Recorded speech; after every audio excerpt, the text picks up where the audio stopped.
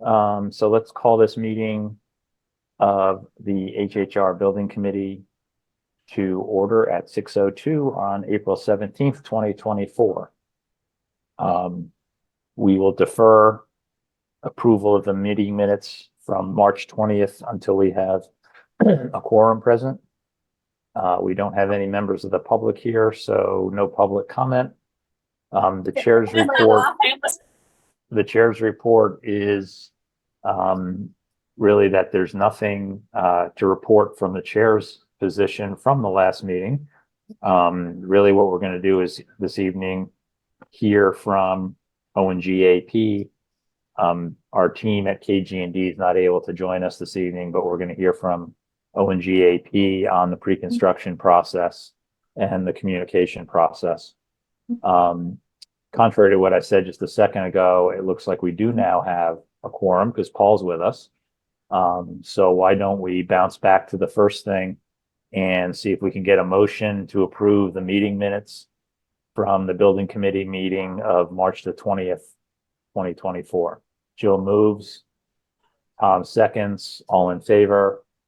Aye. Okay, the meeting minutes are approved. So with that, I would turn it over to the ONGAP team to give us an update on where things are in the pre-construction process and as we get closer and closer to the start of actual construction. Okay, I'll jump in with that. So the pre-construction process, we could start with, we are actually on site this week because it is break. We have some preliminary work going on inside the schools for coordination of the MEPs throughout the building where we're going to be working. And we also have some preliminary site work being done in preparation for the trailers coming at the beginning of May. And all that work is in progress and going very well. I haven't heard of any issues one way or the other, but I know that it is going good with our contractors. And then in the process of the paperwork side, submittal wise, we're close to getting our submittal logs all inputted into our system. So those are going to be coming hopefully next week. We should be sending those over. We've been currently working in the RFI process with KG, and that's been going well. And as far as the submittal goes, we have a bunch of them ready to be loaded in. We have shop drawings ready from our steel guys. And we have some of the MEP HVAC equipment ready to be submitted on next week as well. I'm sorry, for the non-construction people on the call, what do you mean by the RFIs? Oh, I'm sorry. Most of the acronyms I can follow, but to me, RFI sounds like request for information. Request for information. So we've been sending RFIs over to the design team from all the different contractors. A lot of it on the HVAC side. We had some of it on the coordination side. We had some from the steel contractors. All basic stuff that, it's normal operating procedures for work. There's nothing out of the ordinary. Okay. So just to repeat, Scott, in terms of what you're receiving from in the RFA process, there's been nothing that's been a surprise or unusual in any way. Is that what you just said? It's all small stuff. It's just minor coordination between maybe the structural drawings to the architectural drawings, say, or dampers and duct work. It's like I said, it's all part of the process. There's nothing that's glaring as a large problem. It's just the question and answer type thing. And in terms of, I know you guys have said it publicly a couple times, but in terms of placement of the trailers on the school properties, could you just talk a little bit about that and how that relates to the school day, or actually ideally doesn't relate? So we took this opportunity while there is no school to actually do the heavy lifting of setting where the trailers are going to be set. So they went into the site contractors went into the specific sites, and they went in and they, at Hinley, they had to open up the stone wall, and then we're laying down a stone tracking pad so we can get the trailers pulled in and have a pad set for the trailer to sit on. And then it's all kind of put back together. with the temporary construction fence put across the opening. So it looks like, now you just have a stone pad where there used to be grass. And that's gonna help us limit the disruption when the trailers do come in May. So now when they come in May, it's just a matter of driving the trailer onto the site. It's already prepped for it. And Scott, coordination of the actual trailer delivery is going to be around the school schedule, right? As far as the trailers are not going to be arriving during drop off, pickup times, things like that, right? It's all coordinated outside of those hours. Absolutely. Yes. Yeah. We'll have them waiting in the bus line. So yeah, so this is going to help that process go much smoother. And we also have the temporary electric is also in the process, and the temporary electric is for running our trailers and the other contractors' equipment and trailers during the process. Alan also communicated with me on the submittals. He's out of the country at the moment, and he says he has asked for just written confirmation and feedback about our end of the process, making sure that just this incremental is exactly what's being handled. He has not heard anything back, but we'll continue to wait. He did work with Tracy Mara, which I believe he communicated last meeting, and she did make sure that our additional dollars went into the legislative process. So on our side now, there was a few things that I did want to get from you guys as far as setting up our workflows in our system for change orders and for payment applications. There was something set out, a preliminary Word document that had been set out, and an Excel document as far as how we were going to be doing this and kind of a timeline set up. I just wanted to know who exactly am I putting on these workflows from the building committee. Now, What I know do you mean by yeah, maybe you can explain what the workflows are, because I think we had adopted that process, and we'd adopted the approval, the dollar limits for approval purposes. So and we need to go ahead, so I'm just curious, is everyone on the building committee going to be on that workflow? So when I want to send over a change order, right now I'm gonna review the change order, I'll sign it, I will send it over to the architect. He will review it and sign it if he feels that it's a legitimate change. So, hey, Scott, proposed change order. Yeah, proposed change order, not official change order. I think, look, I don't have the document right in front of me, but I think that is right, because one, it's not a very big committee, right? It's 9 people, really 8 for all practical purposes at this point. And we're going to be sort of dividing and conquering, and in terms of how things are approved. So I think it probably does make sense for everybody on the committee to see the proposed change orders. And then, it's still sort of evolving, right, over this process, for example. And we on the committee, when Dave Martin and others when folks are all back from spring break and Dave Martin's available, we can talk about this. But, for example, we might have school by school subcommittees. We haven't really decided on that. We haven't finalized that at this point. We sort of have to see how it works, right? Because this is a little bit of a new world, because it's three separate projects all happening at the same time. Yeah. It's really not practical, I don't think, to have 3 separate construction meetings, but it may make sense to have subcommittees of the committee so people can, aren't overwhelmed by 3 schools. But for now, at least, I think the right thing to do is to just circulate it to everybody on the committee, and we'll work on figuring out the most efficient process. I'm happy to hear Chris, input from other people on that. I'm sorry. We have identified a construction oversight subcommittee who's part of the purpose. And to your point, we haven't decided how to break that out further. We actually have 7 of the members on the committee because of the 3 school nature. Right. And so we are thinking people are going to specialize with some kind of umbrella over the top. Yeah, we have we have the subcommittee, but it's essentially almost everybody on the committee. 7 members. Yeah. Yeah. Could I And grab plus, this? plus Kevin Munret and, plus Kevin as well, obviously. So I'm Can I- sorry, go ahead, can I Jill. I share cut this? you off. Can I share the screen? I have the documents if you guys want to take a peek at what you had sent over. I think we have it. I think, Scott, I think just the next question really is a conversation with you guys about when you've done a multiple school project, do you have a recommendation about how you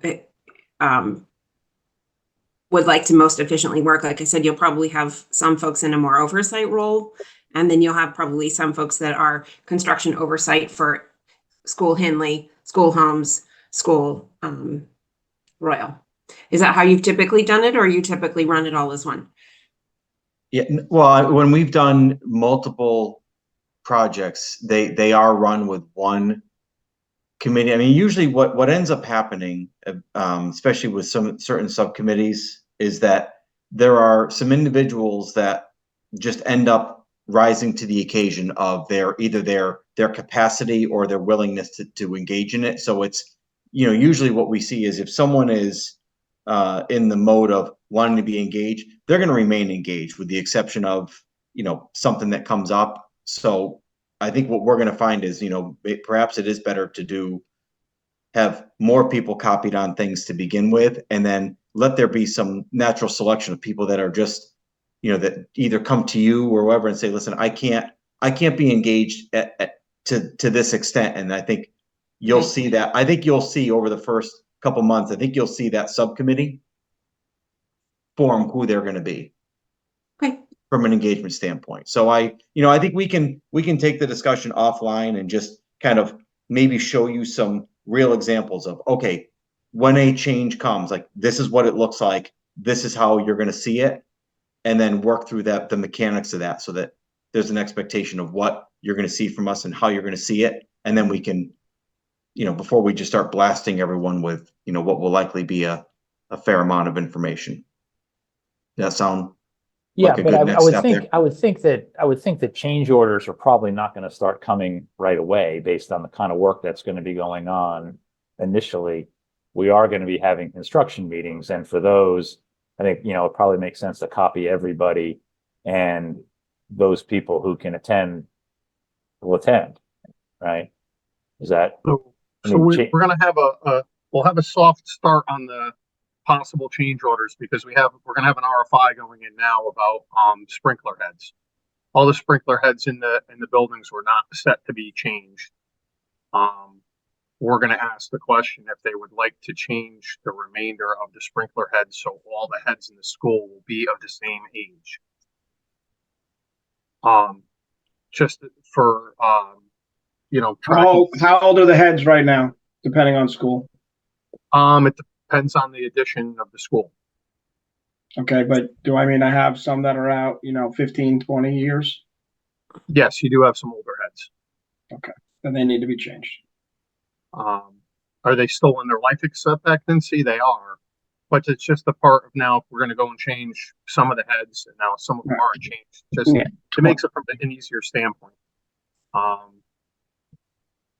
And So Paul will be on it. yes, Right, but if you're gonna for example, if that's gonna be a change, if that's an RFI, then you're gonna have to group it by school, group it by area, how number of heads, and what we're looking at, and what the give me in the auditorium these heads are 20 years old, and the library the libraries were renovating, but you know what I'm saying, so that we have an idea. Like we may, because we're where we are cost wise and allocation wise, we may just have to take chunks of that and say the 10-year-old heads are fine, and we're going to just do the 20-year-old heads. Or I understand the theory that all heads be the same, so they're serviced at the same time. And fire marshal signs off on. I understand it, but dollars are going to matter a lot on this stuff. Yep. And why, I'm just curious why this would not have come up during the design phase and the bidding phase. It's in the scope review. Not something that's needed. Like the heads are within their life expectancy. Right. There's not an issue with them. It's just a matter of going forward when they come to do an inspection. they're looking at heads of all different ages when we just have an opportunity now where we can change them all out. And now you have a school with all the same heads. But I could do like Paul was saying, I'll make sure we break it out into areas and which heads are older and which heads are newer, and we can divide it up by that. I mean, we have a per head. Did they ask if I were talking about this? Did they ask about devices like the smokes? Did that come up? Because because of the different renovations, do we have different age smokes? So that is, I don't know, Kevin's, I don't know if has that been done? Because that's a pain and that's a big ticket item if you got to go through and change all the devices, I'd have to look into that further, Paul. Nobody's brought that question up to me from my subcontractors. I'm only saying it because I just did it and it cost us a fortune. So I don't know what the age of the devices are in the building, in the areas that we're not going to be necessarily working in. So I'd have to look into that, but we can. Right. Just if I would just ask the question to everybody involved, just to make sure we know that if we're adding new heads, understanding that we may have heads that are plus 10, that we're going to have this issue where those are going to, start to be replaced. Do we need to look at it? Yeah, we'll take a look. Thank you. But this will be a good way, if we do end up making this a proposed change order, this will be a good, first one to get under our belt and, get sent through the process to see how it works. And Scott, what's good about that too is it's not time critical, right? At this moment. So I think it's really important that we collectively as this group understand this process and make sure it's done in a way that everyone understands the information, feels comfortable with it, and feels that they've been given the information they need to make the decision so that we can move things on. So it'll be a good litmus test to make sure that we've got a process that's sustainable on the project.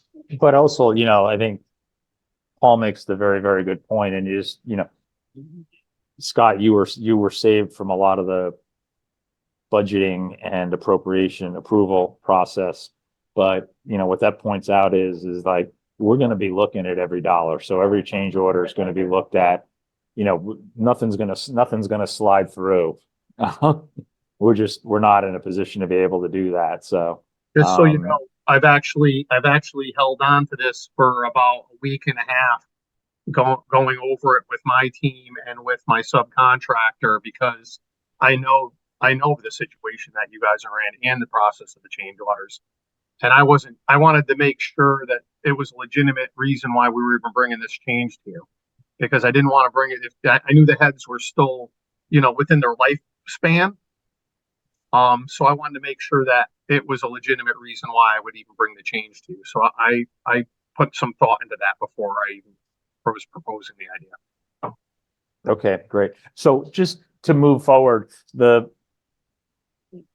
in terms of process, for change orders for the regular meetings, if you think that it makes sense to have an offline discussion, we can do that. I mean, I kind of think the memo is self-explanatory, but certainly the default should be include more people rather than fewer people. And then, as Dave Cravanzola suggested, it'll sort of organically develop in terms of those people who are the most engaged. So. Yeah, that's fine with me. The document is fine. I definitely understand it. I just was wondering if all the board members wanted to be copied on these, because you're going to get emails from AConnect saying that there's something for you to look at. Yeah, let's do that, and then we'll figure some combination of Jill and Dave and me will act as gatekeepers and make sure the right people are paying attention.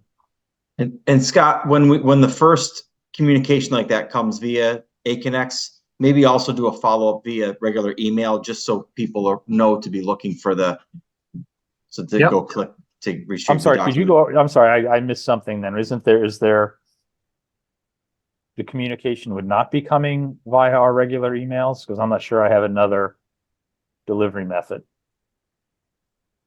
So it's going to.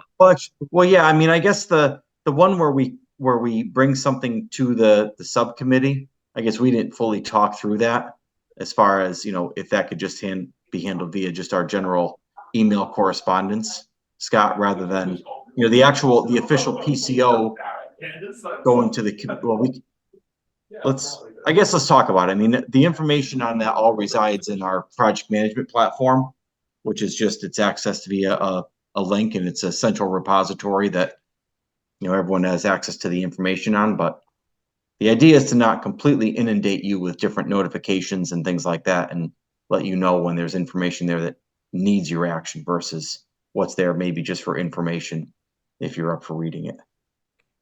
And then we need, I see you on meeting, Chris, and then we need a mechanism or we don't need a mechanism, but the construction oversight subcommittee is expected to meet and discuss so that there is a place to fully flesh out things like what Paul is identifying. Right. And that they would recommend back to the full committee. Yeah, I mean, if there's a portal that you're setting up or a platform that you're setting up, and then you're just notifying us when we need to link to that portal and look at the information, that's fine. It's news to me that there's a separate, that there's going to be a separate platform or portal or delivery method, which is, it's fine. It's just news to me. Yeah, I mean, that was the way I thought that we were going to run this all through our platform, and it keeps everything, it tracks everything and keeps everything in one place, as opposed to us taking it out of that platform and sending it off through through Outlook email. Matt, do you know, like the committee on Oxbridge and the folks in Oxbridge, were they under an organization that we can just, where the administrator for that could just add more users under it, or do we need to create a new organization for? Can you? You don't have to answer that now. I didn't mean to put you on the spot. Will you just check and see if it's the way it was structured at Oxbridge? If we can just, have them add more users to that instead of setting up a whole new organization for them. Yeah, there definitely was an organization. Everyone had their own account to be able to access it. We've created mail groups for the overall building committee, for the subcommittee, and whoever the point people were for that were obviously addressed for whatever communications they needed.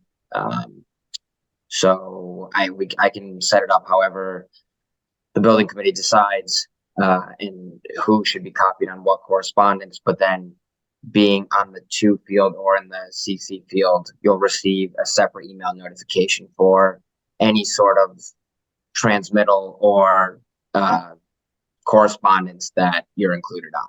So there might be some where you might not receive an email notification at all one day, and then there might be some where you'll receive 10 or so.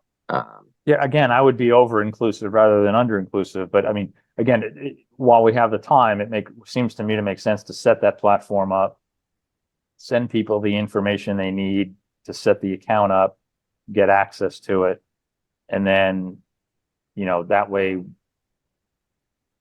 there's less likelihood that there'll be missed notifications and people will know, to link to it. Absolutely. Yeah. Yep. Matt and Scott, let's just double back on, we'll just confirm that, and we'll send out some follow-up information about the intention for how people are going to access it. Sure. Yep. That's what I was going to say as well. And then the only other thing I want to touch on is the OAC meetings. Have we locked in Wednesday at 9:30? Is that what we're going to do? The owner, architect, contractor meetings? I don't know that there's been any discussion with the committee about it. Chris, no. So I think maybe there was some emails back and forth a while ago about it. Yeah. That was the last one the last email Okay. that I thought was. I thought it was between Tuesday and Wednesday or something. I think there's always going to be people with a conflict. Not everyone is going to be able to make it. We absolutely know that. It's just a matter of making sure that we're setting in a date that's conducive to the most people. I talked to Travis earlier today. He said, Tuesday, Wednesday, Thursdays, they can make work. This is more for you guys, picking a day that works for you. And we're there every day. So, any day you want to meet, we're ready. Why Yeah, don't you so just why don't- follow up by, oh, sorry, Chris, go ahead.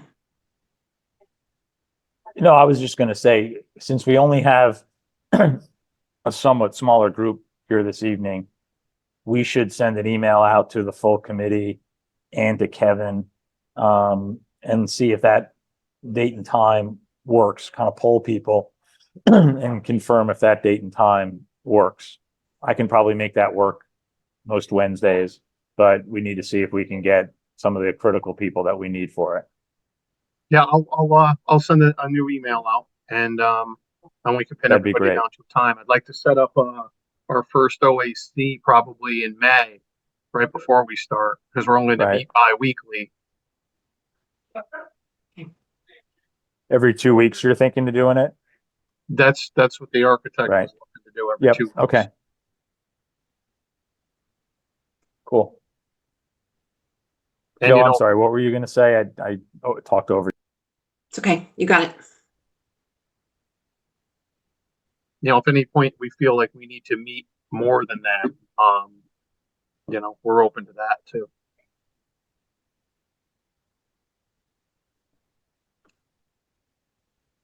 So I guess I'll follow up with that email. I think that's all that I had for tonight.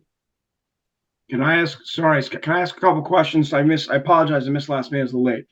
No, no problem. I assume you're on site, you pulled permits. And you did temp electric, so the electrician pulled his permit. Yep. So that's all squared away. Did somebody do a page turn with Bob Bush, the fire marshal, unrolled the drawings and went through with that? Yes, Matt and I went down and met with the fire marshals and the building department. It was about a week and a half, maybe 2 weeks ago, Matt.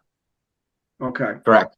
And yes, we went through again and went over. We discussed, the phasing. We talked about the phasing and we talked about egress paths. We got them updated drawings electronically. Matt, I believe we ordered them paper copies. I believe we own 5 copies of the new drawings. So yeah, we've talked with them and we're up to speed with the municipality. Ooh, am I allowed to ask for a paper set as an old analog guy? Is that allowed, Jill, or is that slush Yes. fund money if I ask for a paper set? You can ask for a paper set. Okay. Thanks, I'll guys. pick it up. I'll pick it up in the trailer at the first OAC, and then I can start getting my head around. No, did he mention anything about the heads or anything rolling around when you started going through? So he did. It wasn't something he called out. No, not it wasn't something that they brought up. Okay, that's just one. Then if it comes as a change, we can discuss it with him at that time. But that's fine. Yep. All right. I'm sorry I missed it. You if you're there, you have all permits. There's nothing you need from town hall or anything as far as sign offs or anything. No, they were all good. That's great news. Paul, did you want full size or half size drawings? I want half size. I want full size, but I'm taking half size because I'm not scaling it. If I start scaling stuff with a wheel, then I'm just quitting. A wheel. Yeah, that's what I'll end up doing. And I still count light fixtures individually sometimes. Don't get me. Yes. Construction jokes. I'm sure we'll pick Well, up we're on looking them for soon. some. I'm sure we'll we get. can always use some more estimators if you wanna come to Torrington. We got some work for you. I'm running 4 different things in my building right now. I'm replacing about 5 floors of 50-year-old light track that I can't explain how painful it is. So Anything else then on pre-construction? Or can we move to the next item if there's anything to talk about in terms of updating on communications? No, I think I'm good.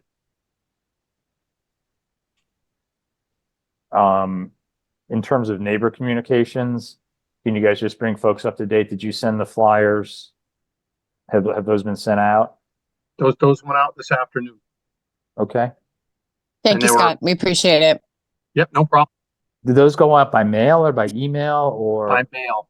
by mail? We mailed them out. Yeah. Okay.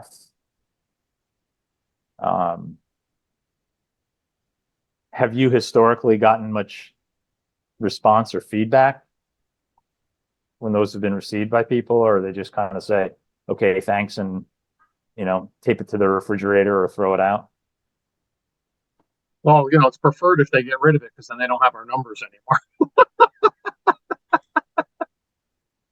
But most likely they're taping it to the refrigerator, especially the ones that are close. I'm sure, Scott, especially. the right answer is we're thrilled for them to have your number because you are ready and able to answer any and all inquiries from the neighbors because we are Don't worry. committed to active management. Thank you. Because that's who we work for. That's exactly what I was thinking. Thank you. That's what I thought. Yeah, I think the people that really end up having a curiosity of the project, we'll see them around, I think is what it is. It's just like anything else. There are some people that will be interested and will want to remain interested. And there are some people I think that will let it become life as it is. And you just will simply never hear from them,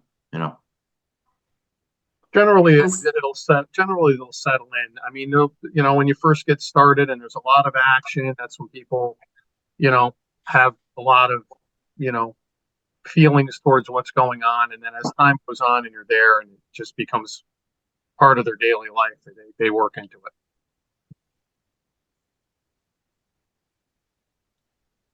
And one Thank you, last thing Scott. I'll say too is, and despite our efforts to try to head that off and put ourselves up there as the people to contact first, you will still at times have people that circumvent that and will go to whatever channel they would have gone through, regardless of us sending that out. If someone has someone that they know in town hall or on the Board of Education or on the Board of Selectmen, they will end up, going probably to the path that they feel is most comfortable to them anyway. So you may still likely hear about things that did not come through us, but just know that as soon as we know about it, we'll take action on it.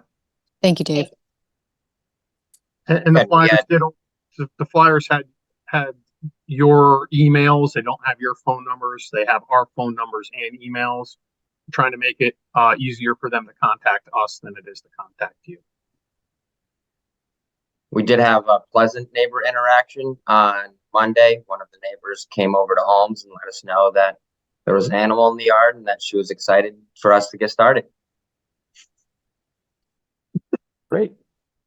Anything else on communications, or can we move to I know you talked about confirming OAC meetings. You talked about trailer installation. Any other kind of critical path items from a timeline standpoint that you guys would like to go over? Sorry, just backing up. Alan has communicated with parents and staff that informational meetings will be in early May, and he'll be coordinating. He said he's reaching out to everyone to coordinate early next week. Okay. Perfect. Anything else in terms of coming over the horizon in the near term from a timeline standpoint that we should be apprised of? Physically on sites, no. Everything that is happening, like I said, the trailers will be delivered in May. That's the next big thing to come. And then on the other side of it, it's really us just getting submittals into the architect, and that's going to be the biggest push going forward right now, is getting all of it, because the submittals are going to start coming in, and there's going to be a lot of them, and the architect's going to get have a lot of work to do in order to get through those and get those approved. And we have to make sure that we give him a list of critical path submittals that we're going to need back from him sooner than some of the others.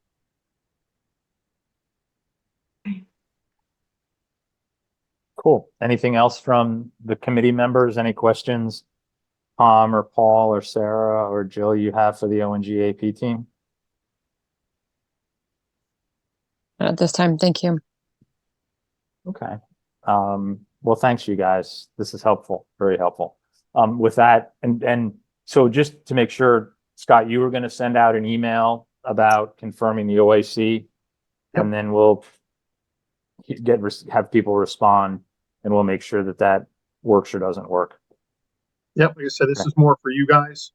Like I said, I talked with Travis. He said Tuesday, Wednesday, Thursday, his firm can make that work. And so it's really you guys getting together and picking it up. Okay. All right. Yeah. Chris, should we? Go ahead. No. Please go ahead. No, you I was first. just gonna say we should figure out if we want to have our next meeting within the next couple of weeks. I want to figure out, make sure that the timeline is, everything keeps moving forward. So. What do you think, Scott? Maybe after the parent meetings happen and the trailers are in place around that time frame? Yeah, I think that's gonna end up being, mid-May, right? Probably around, a month from now. Okay. And I So think so. Sorry there's a regular meeting schedule, right, for the HHRBC where it's set, right? It's not? Okay. we don't have a regular meeting schedule. No. Okay. All right. I mean, I would it's just typically this time a slot, this time slot, but one of the things we can think about is if we're having OAC meetings and a lot of people are attending OAC meetings, maybe the HHRBC meetings can get spread out a little bit more so we can avoid redundancies. I know these meetings are important because they provide an opportunity for public comment and things like that, but And approvals. Right. Right. So one thing that will be needed there will need to be a meeting once every month where this committee meets, because you'll have to formally vote on things like payment applications and changes, and all those things they do need to fall into a monthly cadence just to make sure that that things are continuing on. So I would just say that we can, Scott and Matt can work their deliverables into, back it into the schedule as far as the delivery of those things to you and getting them prepared. It's just a matter of setting that regular date earlier rather than later, so that we could just start to develop that cadence and get everyone into that habit and that sequence. Maybe what we can talk about is whether it makes sense to do that on the same, it's probably a lot to ask for people to attend an OAC meeting on Wednesday and then also do an HHRBC meeting on Wednesday evening. And maybe what we do is we look at the calendar once we got the OAC meeting set and do a once a month HHRBC meeting on an off Wednesday. We can figure that out offline, Chris. Yeah. I agree. Yeah. I can help draft a schedule when you're ready. Yeah. Wonderful. Let me just make a note to myself.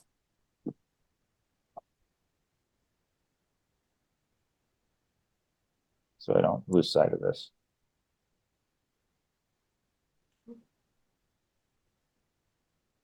Okay.